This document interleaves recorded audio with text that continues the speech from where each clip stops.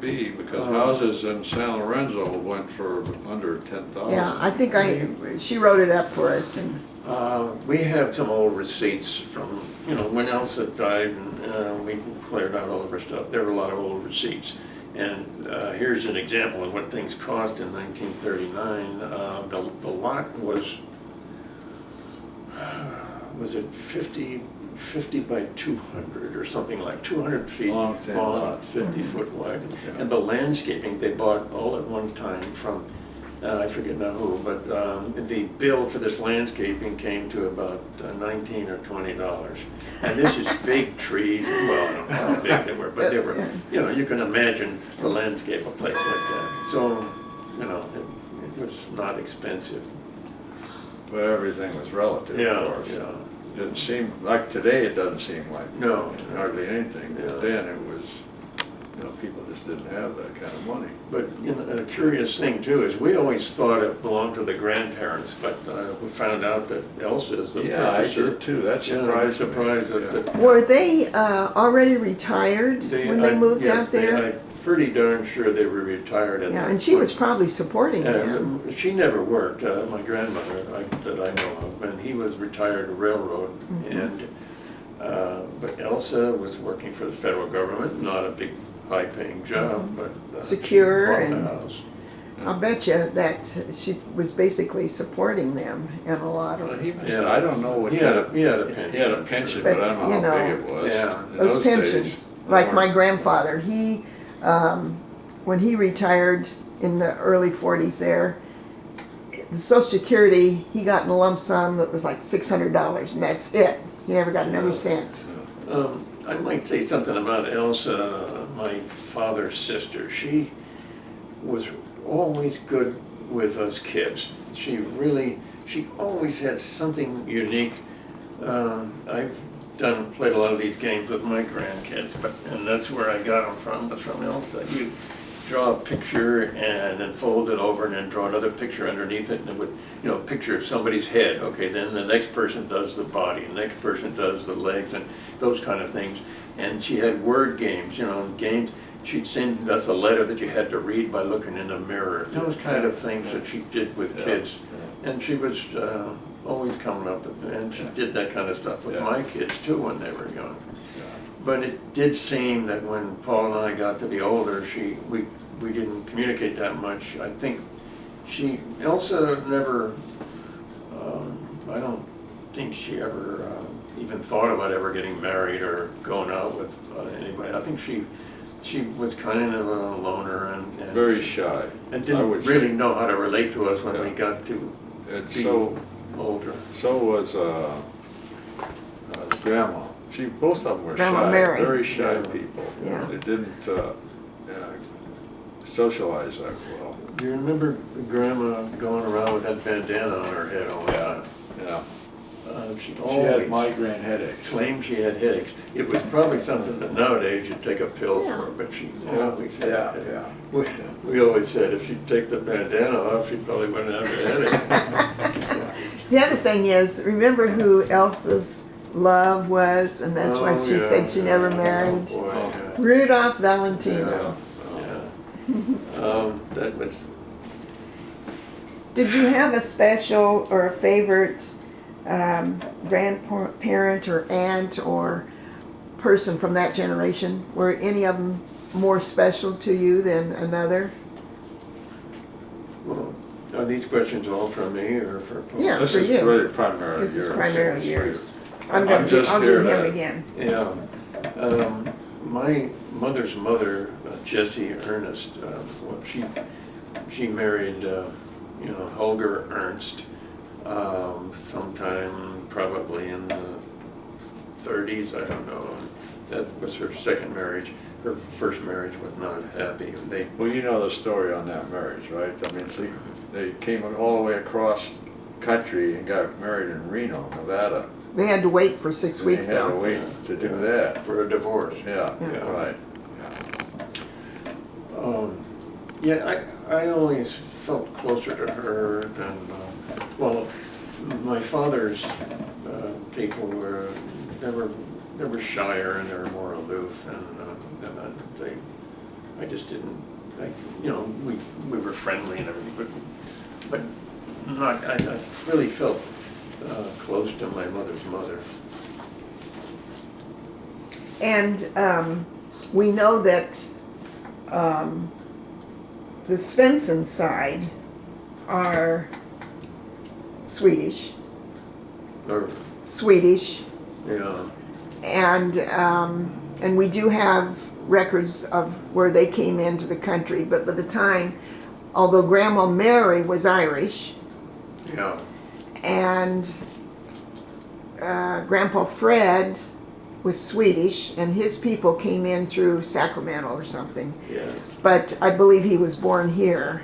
Oh, yeah. he It was the born- generation before yeah, him that came several over. generations back. And then the Florence, your mother, and Jesse, they were already here, and they were basically English. Yeah. So we know that much about them. Yeah, and I think well, my grandmother, my father's mother's name was Cooper, and there were a lot of relatives around the Coopers. They're all they're tall, sort of thin people too, like, and the Swedes from the other side were. As far as I could figure, Paul and I must be about 1/4 Swedish and I'd say a quarter Irish maybe, and a half English, something like that. That sounds good. What was it like day to day growing up in your family? I think it was pretty calm. Paul and I didn't fight very much. You know, kids fight and argue. I don't think do you think we argued about stuff and thought we, you know. Except I remember one incident where we got, Yeah, on 52nd, yeah, where I don't know I don't even remember what prompted it or what dispute we had, but we were in our underwear and Yeah. Mother took us out and said, fight it out on this, across the street in the park. There's a Yeah. little park across the street. That's the only time I remember where we really had anything happen. She said we were just horsing around a lot, and Yeah. she said, you gotta cut it out, I'm in a bad mood or something. You were gonna finish this fight across the street. Well, I don't know how old we were, but I started kindergarten when we lived there, and I probably was pre-kindergarten.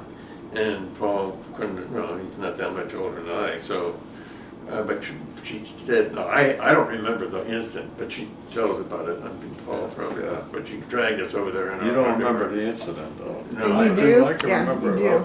Yeah. What amazes me is that little tiny woman had Yeah. complete control of you, and she never lifted a hand to you. No, she didn't have to hit us or anything. but she- No, you really had a lot of respect for her. Well, like I said before, she had a lot of spunk in her.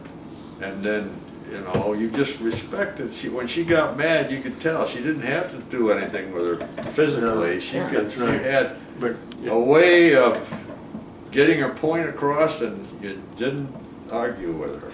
but one thing I do remember, and it happened more times than you won't remember all this, Paul, but I mean, she'd say, she'd be in some kind of a bad mood, and not often, she was really a good Yeah, mother. yeah, I don't want yeah, to say yeah, anything, but yeah. she'd, something we did, you know, blah, blah, blah, and I think to myself, well, okay, just let it, and she would, you know, be ranting for about 5 minutes or so, but Paul always had to go, yeah, but blah, blah, blah, blah, you know, and well, you know, come on, just be quiet, you know. Yeah, Everything in front, yeah, but I don't think we. He still you know, does that. Yeah, he'd be arguing against her, and he kept her irritated, you know. But that's what Bud says. He remembers coming over to your house. Yeah. You're sitting there quietly with your looking at something, and he's over there ranting and raving. But you know, I mean, we knew she'd get over it if she did. But I could see his point. He figured he was being accused wrongly or something, and he wasn't going to let go of it. But he wasn't going to win the argument either. Oh. She was.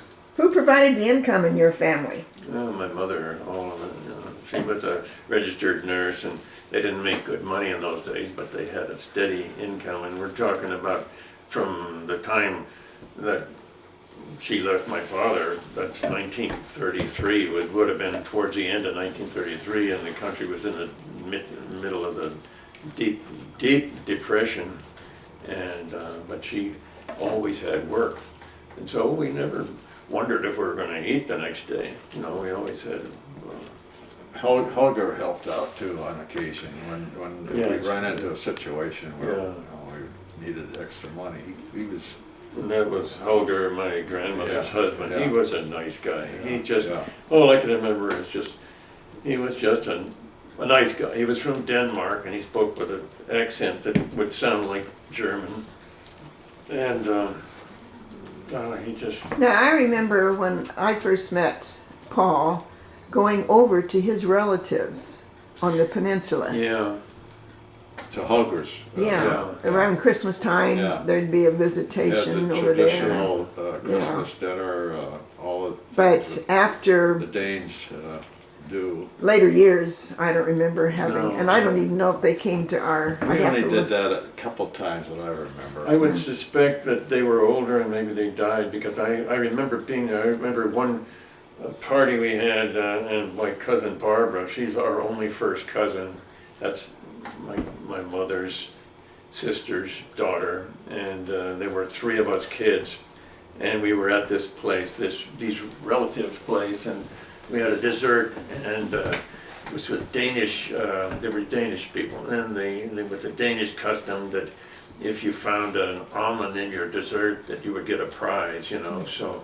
My God, I found one, and you know what? Paul found one, and also Barbara found one. Yeah. Oh. And you know, it was a wonderful, amazing thing that the prize was a handkerchief with a J on it. I got, and Paul got a handkerchief with a P on it. And, but I didn't even think about it. I was only a little kid. Yeah. You know, I thought, isn't that something? You know, this is amazing. I don't know what Barbara got. Probably a handkerchief with a B on it. Yeah. Well, they certainly made you feel welcome. Well, that was one thing. Was there more than one language spoken in your home? And did Holger ever speak Danish? Or? No, I never heard him speak the language. You know, but he spoke with a real pronounced accent, and I had a friend who used to, you know, laugh. This kid was kind of a silly kid anyway. He'd laugh at, you know, when he was over there, and he embarrassed me because, you know, Holger knew he was laughing at him. He told my mother, that kid's laughing at my accent. And my mother tried to say, oh no, he's just a silly kid. He laughs at everything. What did you do in the afternoons after school when you were growing up? Well, in grammar school, I just came home. I was a real introvert, and I just came home and probably didn't have much homework. I don't know what, I just goofed around. I invented little games that I could, mess with. I remember I had that baseball game I made. Do you remember I think so, a piece yeah. of plywood Yeah. and Yes. a little bat that you swung, and Oh. you put a marble down here and you swing this thing, you know, and I played that thing. And I did things that I could do by myself because I was really an introvert. And then later on, when I got into high school and junior high, I used to play a lot of sports after school. Did you have any hobbies? Just sports, really, and then that was, I can't tell you what hobbies I may have had when I was in grammar school. Were you drawing at that Oh, yeah, time? yeah, well, that's true, I was Yeah. drawing, I was always drawing, that's true. Yeah, just, whenever I had spare time, I would draw, you know, cartoons or whatever. What did you do evenings after supper? We listened to the radio usually. It would I was be- gonna say, after school, we used to like to listen to the serials, you know, Jack Yeah. Armstrong Yeah, and we- Captain Midnight. Yeah, we did some of that, yeah. And come home and listen to that, because you had to listen to it every day to find out, to keep up with what was going on, you know? The good thing about radio with no TV is that you could do other things at the same time, and I probably was drawing pictures and at the same time, but you could turn the radio on and listen to any of this stuff, and it wouldn't interrupt, you know, it just, even after dinner, you know, I mean, everybody had a radio on all the time. I don't remember not, do you remember not having a radio No, on? no. you know, the family would finish eating and they'd be washing dishes and Jack Benny would be on or just a quiz show or something. My mother used to like the quiz shows. She tried to guess the answers. How would you spend your weekends? As a kid, just playing with other kids around there.